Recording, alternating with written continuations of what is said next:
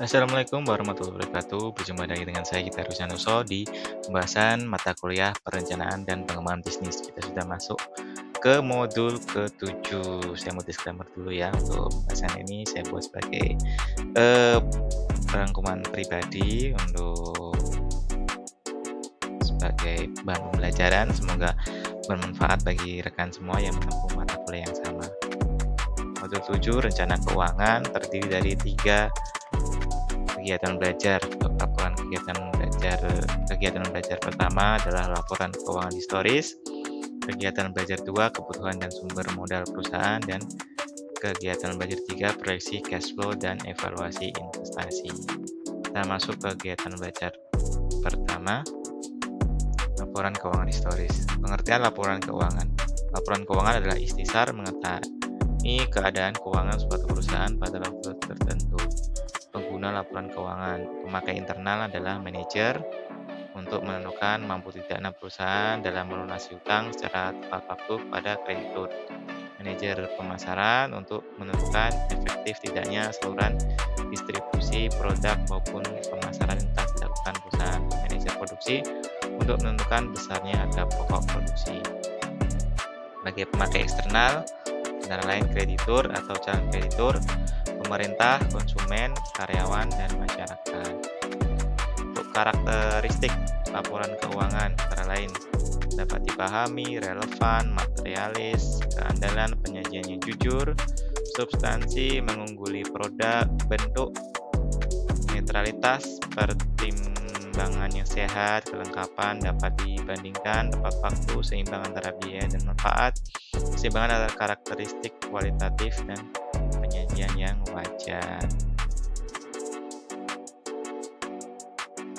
Berikut jenis-jenis laporan keuangan antara lain neraca. Dalam neraca ada aktiva dan pasiva ya.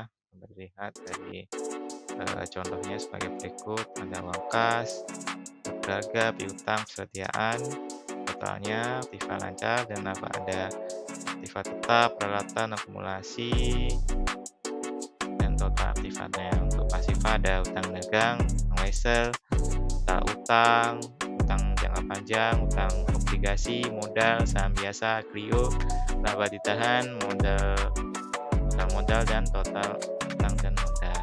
Untuk jenis laporan keuangan laba rugi,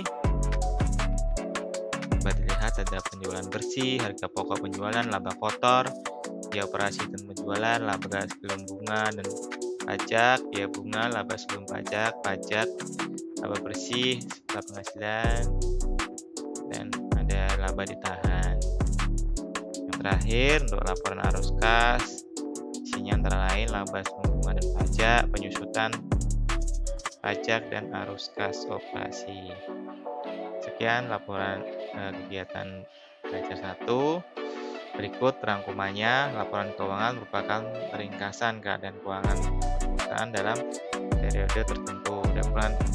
Periode laporan keuangan pada umumnya selama 1 tahun. Namun ada beberapa perusahaan yang membuat laporan keuangan per bulan, per 3 bulan, maupun per 6 bulan.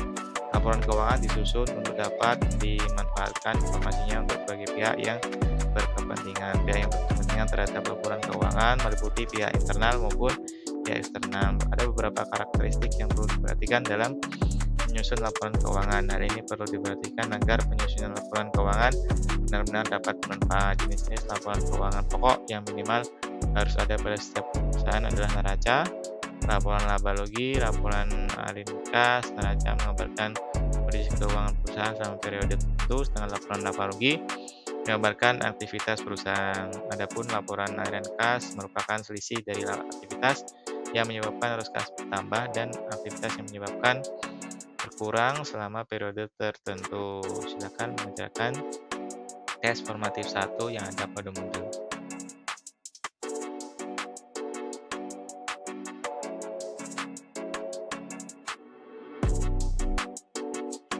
Terima kasih telah menyimak paparan saya. Mohon maaf apabila salah kata dan perbuatan. Jangan lupa untuk like, comment, dan subscribe YouTube channel ini. Wassalamualaikum warahmatullahi wabarakatuh.